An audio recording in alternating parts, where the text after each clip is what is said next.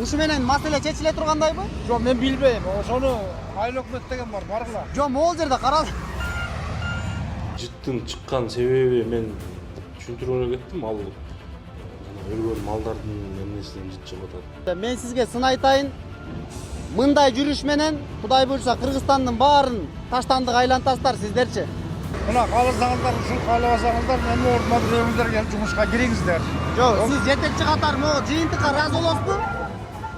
Мына ушундай жетекчилердин айынан, шалаакылардын айынан, иштин көзүн билбегендердин айынан ушундай бир жаман көрүнүштөргө кептелип атабыз. Салам достор. Азыр биз Сокулук району Нижний Чүй айылына келдик. Дал ушул жерде жашоочулар 7дей айыл бар экен. Этницкий кыргыздар бар экен. Тажикстандан көчүп келген, Өзбекстандан көчүп келген, үнүбүздү бийликке жеткирип бер дейт. Мына менин артымда турган атайын таштанды таштоочу жай экен. Бирок ал мыйзамдашкан эмес.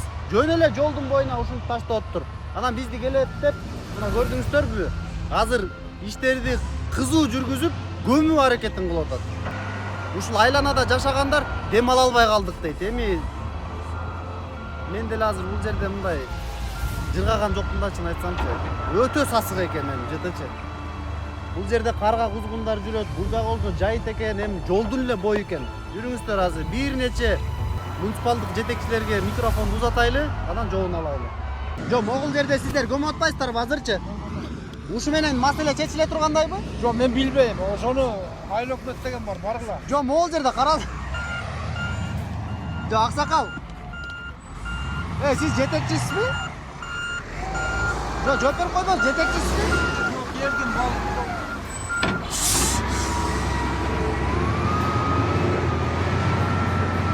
Ушул менен маселе чечилеби? Урматтуу эл журт, мына көрүп атасыздар өзүңүздөр. Маселе чечилеби, чечилбейби, мен билбейм. Мен алымын жеткен ишин кылып атам. Сиздер жакшы билесиздер мени. Менин болгонума 1 ай болду. Мына кааласаңыздар, ушул каалабасаңыздар, менин ордума бирөөңүздөр келип жумушка кириңиздер. Жок, сиз жетекчи катары могу жыйынтыкка ыраазы болосузбу?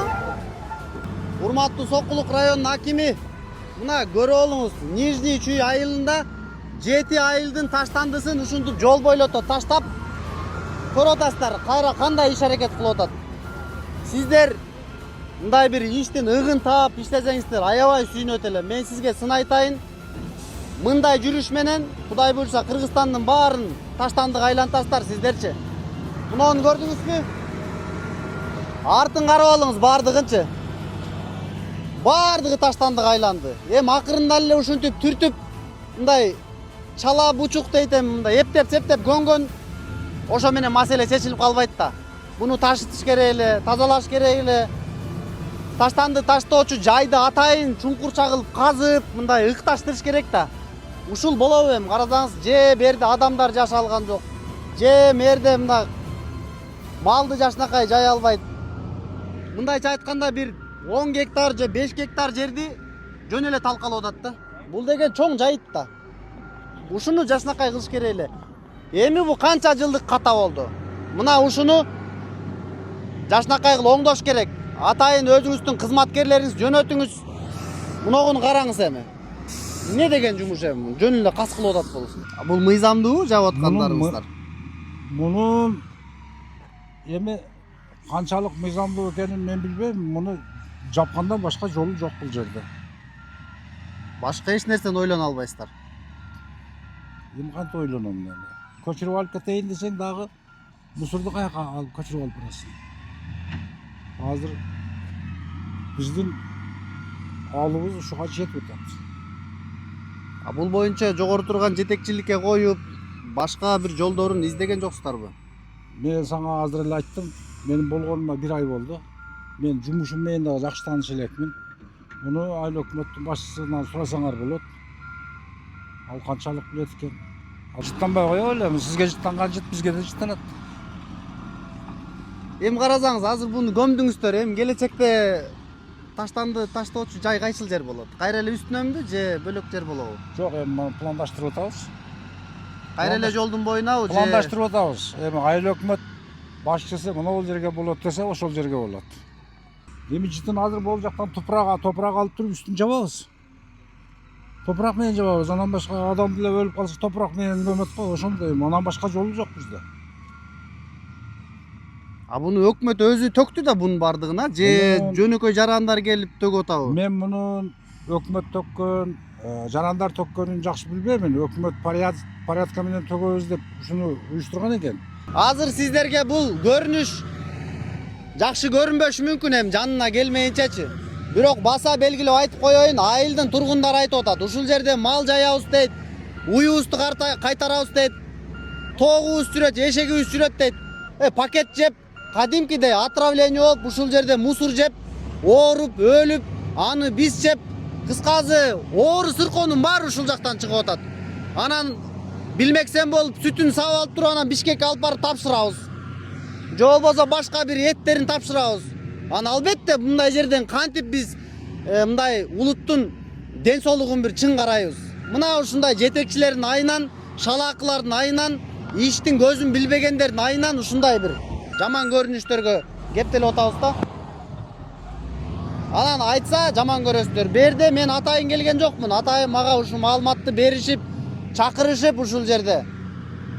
Өздөрү чыгып айта албай атат, ушуну бийликке жеткирип берчи. 2 жылдан бери үнүбүз жетпей атат деп атат. Мына чара көрүңүздөр. Достор, азыр полигондун мыйзамдуу же мыйзамсыз эмес экенин айыл өкмөт башчыдан сураганы келдик. Жүрүңүздөр анда. Ветеринар Байсбек Улубекби, Төмөн Күчүү айыл өкмөттүн башчысы. Бул жерге келип иштегениме 1,5 жыл болду. Ротация менен келдим, буга чейин Манас айыл өкмөттү иштеп өткөм. Так, бул жерден полигон боюнча 94-жылкы инвентаризация менен ал жерибиз мусорный полигон болуп турат. Мен келгенде жолдун жээгинде ошол эле полигон жакка барып көрсөңөр керек. Жолдон кайрылган жерден баштап ошол жака чейин полный бардыгы мусорду төгүшкөн экен, мыйзамсыз. Көп жылдан бери төгүлүп келген экен.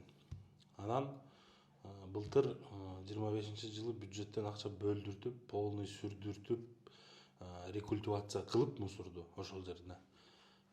Колдон келишинче мусорду жабып келип атабыз да. Быйылкы жылдан дагы 800 000 сом акча бөлдүк. Тегерек четин тосууга, анан кийин рекультивация кылганга. Силер барып таанышып көрдүңөр болуш керек, ал жерде кандай гана мусор жок да. Биринчиден биз малдын өлүгүнү өзү алып барчу жерибиз бар, скотомогильник курулган. Скотомогильникке ветврач барып, полный бардыгын карап туруп, биркаларын аныктап, ошол кишиге таандыкпы деп, анан кийин муниципальный предприятие келет, арыз жазат, ал муниципальный предприятие алып барып, скотомогильникке алып барып көмдүртүп келет. Жыттын чыккан себеби мен түшүндүрүп кеттим, ал жана өлгөн малдардын эмнесинен жыт чыгып атат. Андан кийин азыркы сөзүн башында айтып кеткендей, биз только потребление, элдин потреблениясынан чыккан эле мусор чыгарабыз. Айыл өкмөт тараптан. И то ошол элден чогулган мусорду эле ошол жака чыгарабыз да. Анан жанагындай сасык жыттар чыга турган, например, малдын өлүгү болобу же башка заттар болобу, андайларды биз чыгарбайбыз. Мыйзамсыз келип төгүп кеткендер болот. Эми азыр ал жердин жыты мүмкүн эмес да, эми жашоочуларга дагы деле бир жакшы шарт түзүлбөгөндөй анда. Азыр жанагы техника жөнөттүм деп атасыз го, ошо менен жууруп атат да, эми биз бардыгын жеринде көрдүк. Кадимкидей эле баарын жууруп, нара болсо ошо менен ачык калды, кыскасы мүмкүн эмес да. Аны бөлөк жайга жылдырып, же болбосо башка сортировочный куруп, же болбосо башка бир Сокулук району акими менен биргелешип бир иш алып баруу андай жокпу? Жок, ал боюнча бар, ал боюнча ушул район боюнча ар бир айыл өкмөттө ошондой көйгөйлөр бар. Анан ошол биргелешип, ушул Сокулук районуна ушул полный перерабатывающий деп аракет кылынып атат азыр жакынкы айылдаргачы. Өкмөт башчысына да суроолорду узаттык. Кыскасы, ал полигон бүгүнкү күндө жылбайт экен. Жана буга чейин кайсы бир убакка чейин мыйзамсыз иштеп келиптир. Андан кийин азыркы учурда токтомдор чыгып, жана кызыл китеп жасап, ошол жерди кадимкидей мыйзамдаштырабыз деп атат. Андан сырткары мына аны ошол таштандыны Бишкек шаарына жакын жанагы перерабатывающий жерге алып барасың деп суроо узатсам, ал жака $45,000 мага атайын техника керек. Жана ташыганда бир топ кымбат болуп кетет экен. Жашоочулардан азыр 100 сомдон чогултсам дейт, кожолуктан анда 300 сомдон чогултуп калам, кымбат болуп атат дейт. Кыскасы ушундай көйгөйлөр бар экен. Эми мунун баарын Кудай буйрса дагы иликтеп да чагылдырып турабыз. Ал жердеги жытты бары жок кыла албайт экен, жашоочуларга болсо ыңгайсыз болуп атат. Эми өкмөт башчы же болбосо райондун башчы бир чечимдер кабыл алыш керек. Адамдарга да шарт түзүп бериш керек. Ал эми жана спецтехникалар мен ойлойм өтө деле кымбат эмес. Бизде жакшы коррупционерлер бар. Алар бир деле техника алып берсе деле бул көйгөй чечилип кала турган. Кыскасы сиздер менин каналыман узабаңыздар, катталганды унутпаңыздар. А биз болсо азыр тийиштүү андан жогору турган жетекчиге да барып суроо узатканга аракет кылабыз. Сиздер менен көрүшкөнчө.